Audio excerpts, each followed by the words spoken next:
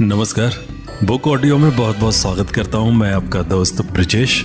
और दोस्तों, आज मैं लेकर के हाजिर हूं परशुराम शर्मा का रहस्य और रोमांच से भरपूर उपन्यास किसकी मौत आई। चलिए चलते हैं कहानी में आगे की ओर। धीरे धीरे शाम होने लगी। जंगल के प्रत्येक रास्ते का मुझे ज्ञान था, इसलिए मुझे रात होने की चिंता नहीं थी। मैं तो ये जानना चाहता था कि वे दोनों यहाँ एक साथ क्यों हैं। अंधेरा हो गया था। वो बाहर खुले में बैठे मुर्गाबियां भून रहे थे। मैं धीरे धीरे उनके पास खिसक रहा था। एक बड़े पत्थर की आड़ में मैं चुपचाप लेट गया। यहां से मैं उनकी बातें सुन सकता था। कौशिक ने पैक बनाकर मुन्ने खां को थमाया। उसे आज तो आ जाना चाहिए था, जेल से छूटे 24 घंटे हो गए। कौशिक बोला, उसने सराय में खबर भेजनी है, सुबह ही मैं वहां पहुंच जाऊंगा। क्या पता जगह बदल दे। अब मुझे यकीन नहीं है वो अब आएगा। कौशिक बोला, तूने इतने बड़े खून के मामले में कभी हाथ नहीं डाला।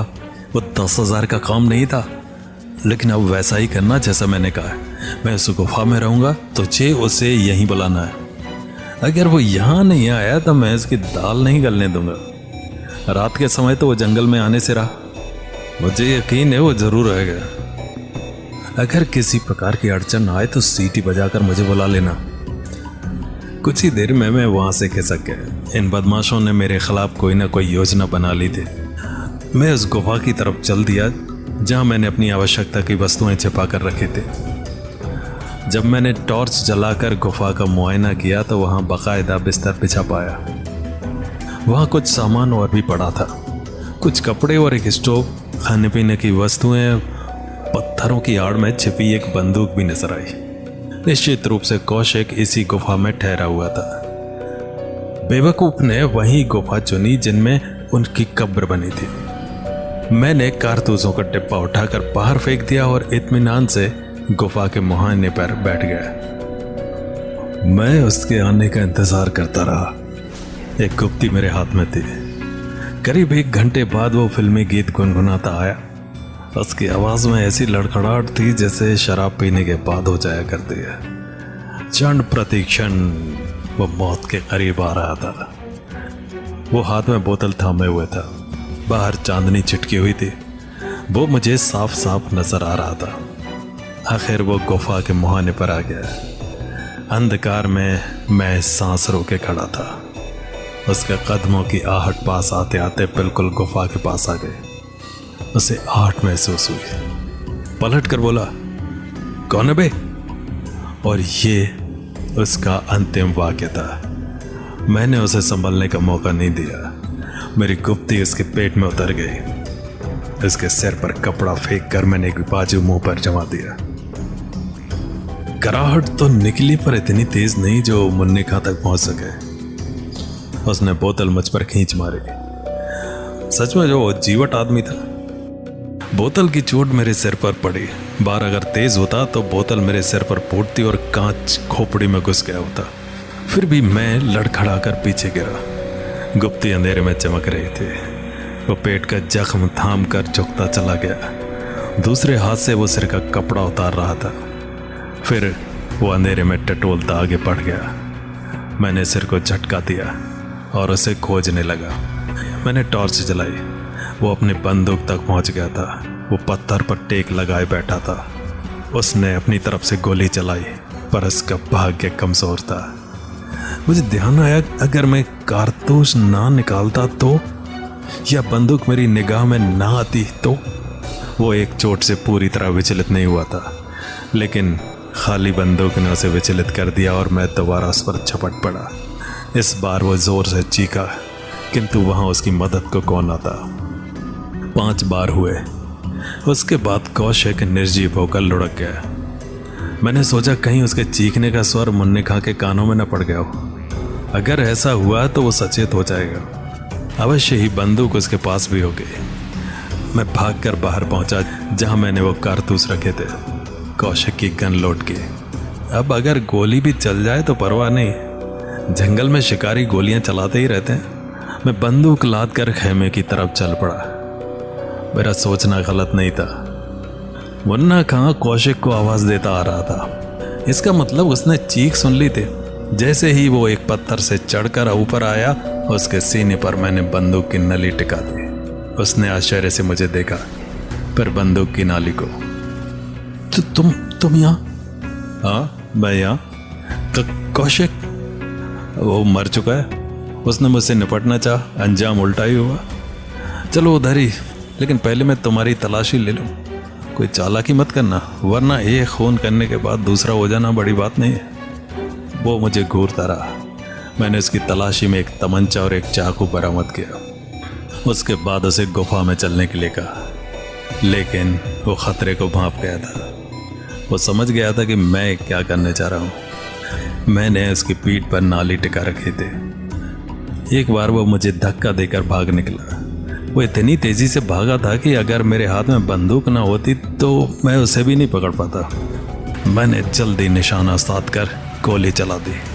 वो ढलान पर गिरा। मैं वहां पहुंचा तो वो लंगड़ा कर एक पेड़ के पीछे छिप गया था। फिर वो बचाओ बचाओ की आवाज़ें निकालने लगा, लेकिन उसकी ये आवाज़ 1 मिनट बाद ही धमाके की गूंज में दबकर रह गई। वो लहरा कर जमीन पर गिरा। मैं उसे उठाकर गुफा में ले आया। वो मरा नहीं था।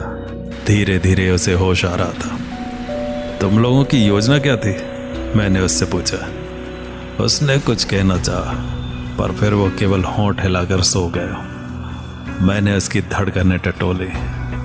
धड़कनें बंद थी। वो मर चुका था।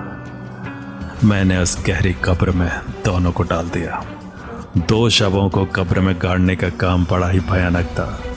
मेरे जिस्म से पसीने छूट रहे थे, क्योंकि मैंने वो काम किया जिससे उन्हें कभी भी पहचाना ना जा सके।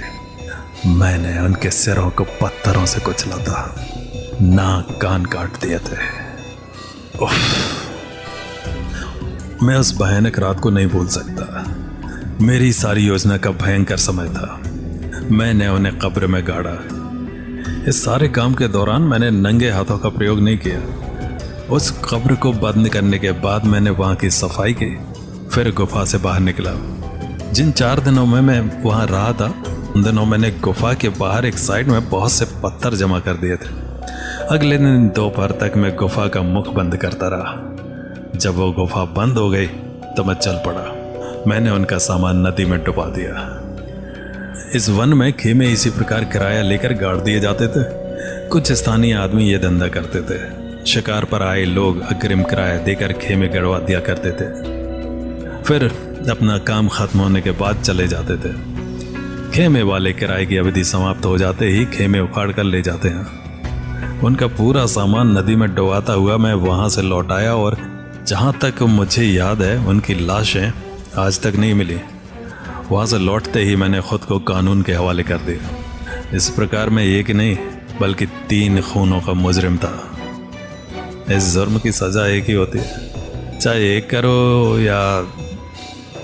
मैं खामोश हो गया। कुछ देर तक कमरे में गहरा सन्नाटा छाया रहा। सचमुच अपराध की दुनिया में ये अजीब और गरीब मुकदमा था। वो बोला, फिर भी बहुत सी बातें तुमने बताई नहीं। तुमने इस खून के लिए काफी पैसा व्यय किया था। वो तुम्हारे पास कहीं ना कहीं से तो आया ही था। किसी का दोष नहीं, बस इन दोनों की मौत मेरे हाथों होनी ही थी, और एक दिन मुझे सींखचों में पहुंचना ही था। और एक लंबा सफर, बहुत लंबा तय हो रहा था। अपनी खूबसूरत बीवी का कातिल जिसने जुर्म इकबाल कर लिया था। ये मुकदमा भी केसी माथुर की अदालत में चल रहा था। तो वो हैरत से पूछ बैठे, क्या तुम स्वस्थ मन से अपराध स्वीकार कर रहे हो? जी हाँ।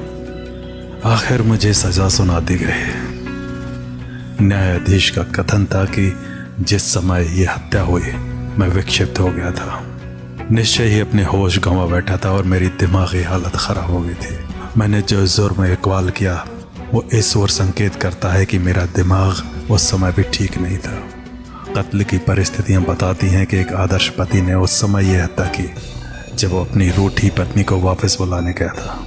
मुजरिम अपनी पत्नी से बहुत प्यार करता था और अधिक प्यार ही हत्या का कारण बना। अगर वो नफरत करता होता तो शायद दूसरे पुरुष की बाहों में देखकर उसका दिलो दिमाग खराब न होता। कोई भी पति जो अपनी पति को अधिक प्यार करता हो वो ऐसी हालत में अपनी बीवी को नहीं देख सकता। घटना स्थल के सबूत दर्शाते हैं कि वो कत्ल के इरादे से बिल्कुल नहीं गया था। ऐसी परिस्थितियां तो अचानक पैदा हुई। उसने सारी सच्चाई अदालत में प्रकट की है। ऐसा कातिल निश्चय ही मानवता के दृष्टिकोण से अदालत की निगाह में दया का पात्र है। इसलिए अदालत इस नतीजे पर पहुंची है कि रमेश वर्मा को 10 वर्ष का कठोर कारावास दिया जाए। यह फैसला पूरे 50 पृष्ठों पर था, जिसमें सारे मुकदमे के पहलू सिमट गए थे और न्यायाधीश ने मुझे लंबे सफर के लिए भेज दिया। उस दिन भी अदालत के कमरे में लिली खामोश बैठी थी। उसकी आंखों से अश्रुधारा फूट निकली। वो मेरे सामने आ गई। मैंने देखा उसका पेट फूला हुआ है। ये देखकर मैं चौंक पड़ा। मेरा नौकर दीनू उसके साथ है। मैं रुक गया। पराजित निगाह से मैंने उसे देखा। दीनू का चेहरा भी आंसुओं से डूबा हुआ था। तुम जा रहे हो रमेश, लेकिन मैं तुम्हारा इंतजार करूंगी। तुम्हारे उसी बंगले में जहां से तुम्हारे जीवन की दास्तान शुरू हुई थी। मैंने अपना घर त्याग दिया है। मैं नौकरी कर रही हूँ। लिली, तुम क्यों फिर उन्हीं अंधेरे खंडहरों में भटकना चाहती हो? नहीं लिली, मेरे जीवन का कोई भरोसा नहीं। ओह, तुम यही कहोगे, लेकिन उन खंडहरों में अंधेरा नहीं, एक रोशन दिया जल चुका है। ऐसा रोशन दिया जिसे हम दोनों के प्रेम ने रोशन किया। सिर्फ 1 महीना बाकी है। जब तुम बाहर आओगे तो वो चंद वर्षों का हो चुका होगा। क्या क्या तुम? मैंने पुनः उसके पेट पर निगाह डाली।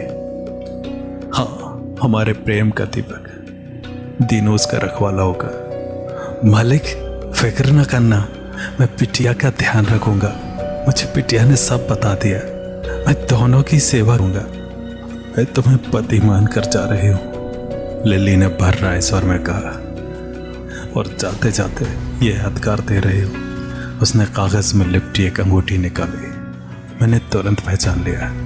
ये तो वही अंगूठी थी जो कविता के विवाह की निशानी थी, जिसे मैंने लिली के हाथों रामा ज्वेलर्स को बेची थी। ये बिकी नहीं थी। प्यार इतनी आसानी से नहीं बिकता। वो बोली, 400 रुपये मैंने दिए थे। आज ये पवित्र हो गई। इसे पहन लो। मेरी तरफ से तुम्हारा प्रेम अमर रहेगा। मैंने अंगूठी चुपचाप पहन ली। पुलिस मुझे आगे ले गई। मैंने पलटकर लिली को देखा। वो उदास थी, बेहद उदास। मुझे जाते देख रही थी। मेरा बच्चा उसके पेट में था। कैसा होगा? एक और जहां मुझे खुशी थी, वहीं दुख यही था कि मैं न जाने कब उस बच्चे की सूरत देखूंगा। लिली, मैंने जोर से कहा, उसे कभी न बताना कि मैं खून के जुर्म में सजा काट रहा हूं। मैं आऊंगा, जरूर आऊंगा। मेरा इंतजार करना लिली। और इसके बाद सफर शुरू हो गया। सिर्फ यादें मेरे साथ थी।